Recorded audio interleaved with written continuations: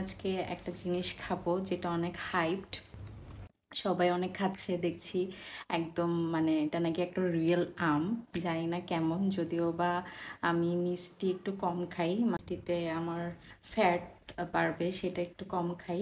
তো আমি আজকে ওই রিয়েল আমটা ট্রাই করবো আর আপনাদের সাথে শেয়ার করব যে আসলে এটা উঠতি নাকি। তো এটা একদম অনেস্ট একটা রিভিউ থাকবে। আমি সেই রিয়েল আমটা নিয়ে এসেছি। টেনটানা, আমি এটা এখন রিভিউ দিব, একদম অনেস্ট রিভিউ।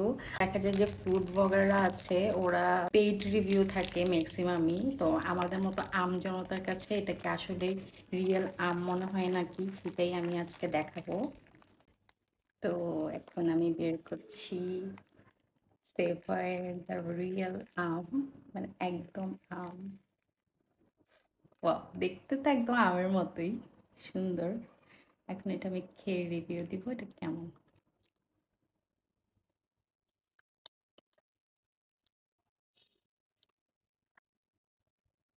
হুম, এটা কিন্তু আসলে রিয়েল আমের মতো।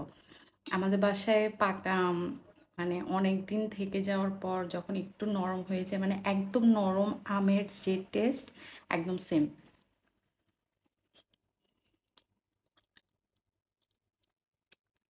গুড, আমার কাছে ভালো লাগছে। এক একজনের টেস্ট বাট এক এক রকম। অনেকের কাছে ভালো লাগতে পারে, অনেকের কাছে ভালো নাও লাগতে পারে, বাট আমার কাছে ভালো লাগছে। একদম মনে হচ্ছে, আমি অনেক সময় কি করি, পাকা আম ফ্রিজে রেখে দেই, মানে ডিপ ফ্রিজে রেখে দেই এটাকে ব্লেন্ড করে। তো ওটা মানে খেতে যেমন লাগে, ওটা তো খাওয়ার সময় একটু আইস আইস মনে হয়, বাট এটা ওরকম না, এটা একটু সফট।